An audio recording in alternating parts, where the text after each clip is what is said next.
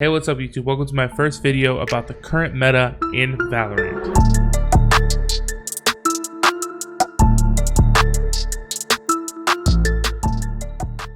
Alright, so I thought since this game is going to be ever growing, there's going to be new agents released.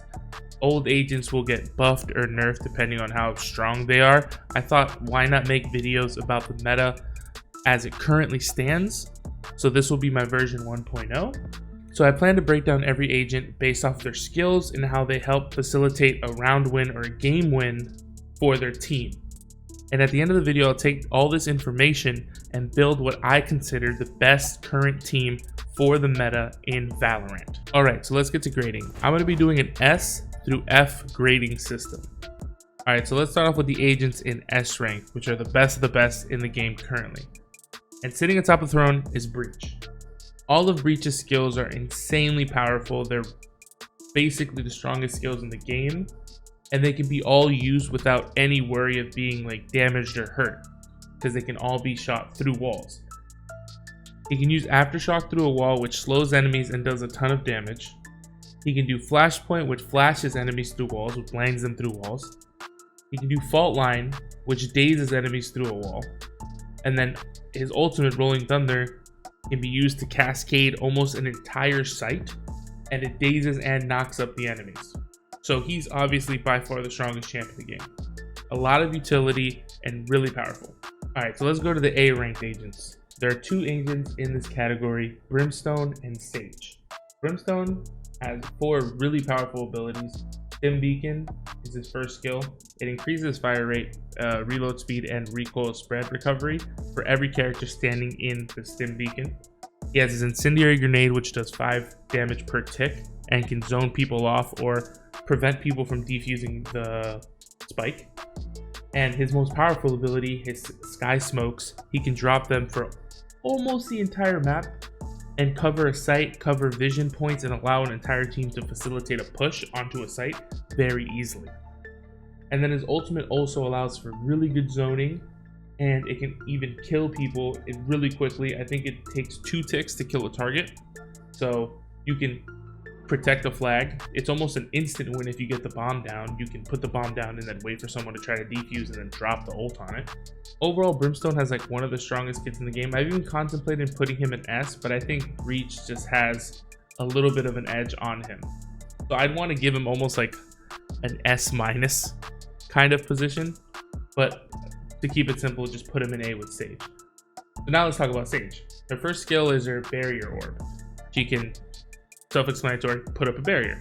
She can use it to zone off sections to push on a site, zone people off of sites, defend to pick up the ult orbs, use it to facilitate an ult easier. It's a pretty versatile skill. Her second skill is a Slowing Orb. She basically throws an orb that spreads a bunch of spikes on the ground, and if you step on them, it slows you and it makes a lot of noise. So it alerts, basically, alerts Sage and her team where you are. Her next skill, again, pretty self-explanatory, Healing Orb. But Healing Orb has a very important thing, which is why it makes Sage really strong, is that it kind of forces the enemy team to buy ghost pistols or a stronger early game, because if she can heal you mid-fight on round 1, she can facilitate a round 1 win, which usually leads to a round 2 and 3 win, because they're going to have better economy leading into those next 2 rounds because they just won the first round. So she can heal herself and heal her teammates. Pretty self-explanatory.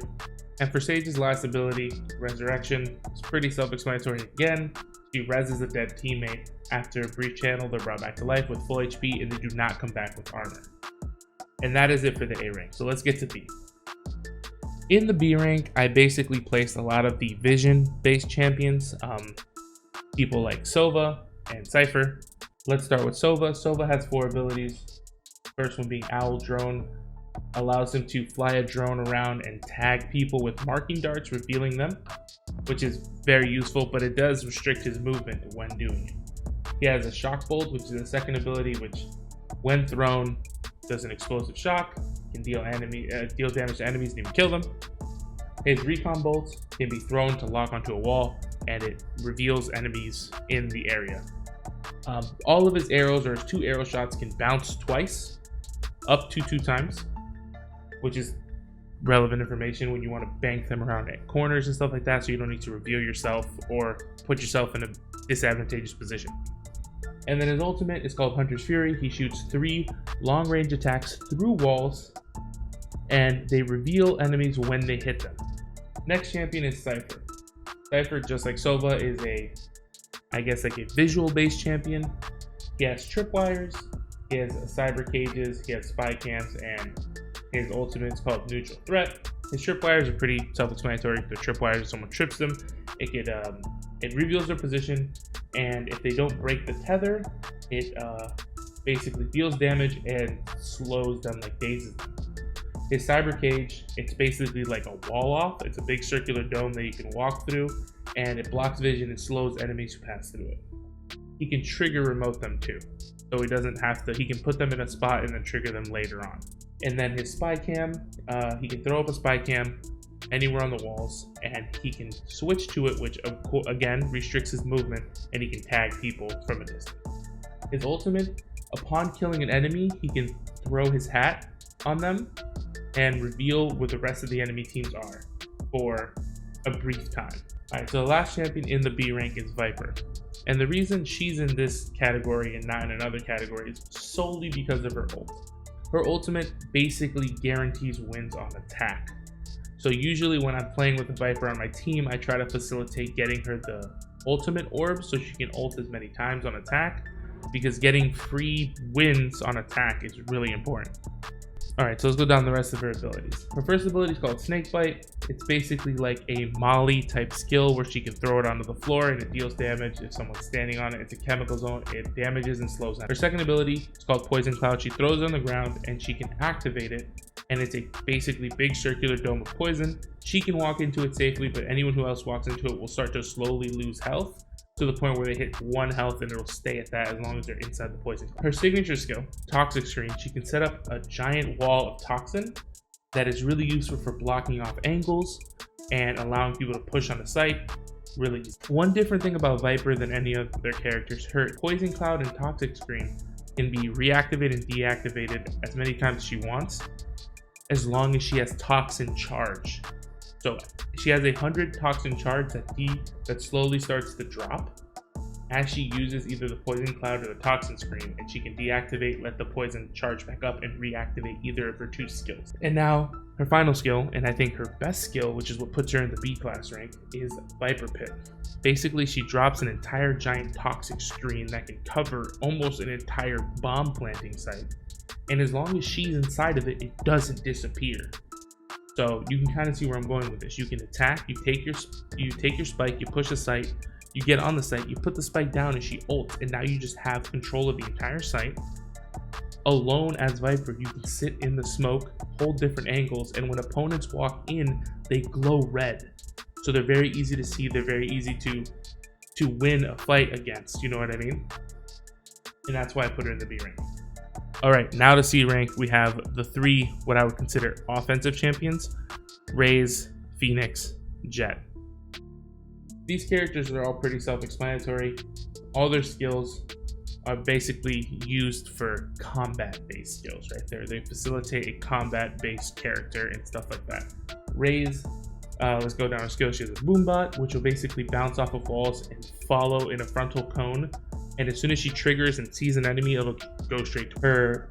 Paint Shell, which is basically just a cluster nade that blows up and then throws smaller nades after.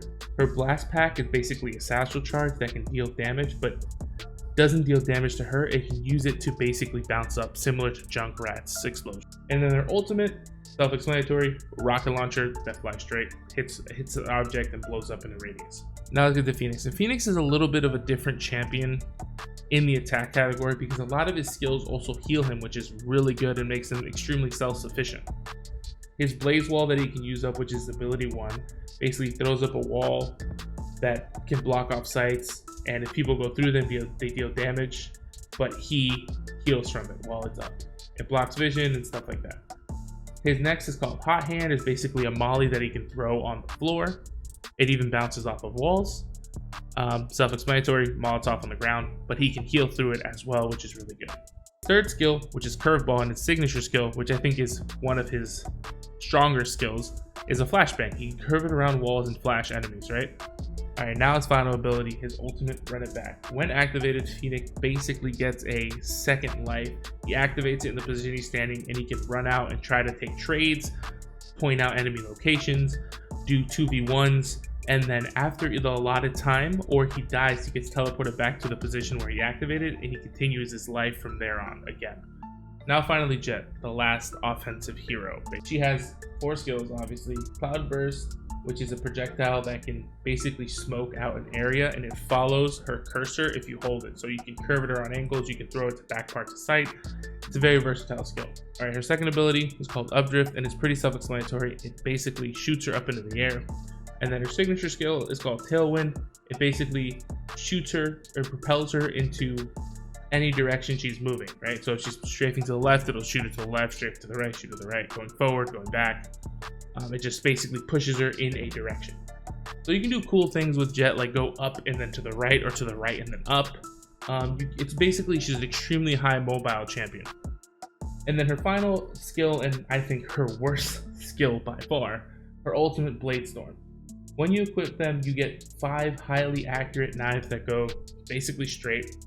And you can either single target shoot them, and when you kill an opponent with these knives, it resets the skill. Basically, you get all 5 daggers back, and you continue going. And if you right click for secondary with her ultimate, it shoots all 5 of them basically like a shotgun almost. And that is all the characters in the C category. So now let's get to the D category and the last character in the game, Omen. All right, so Omen is a very weird character.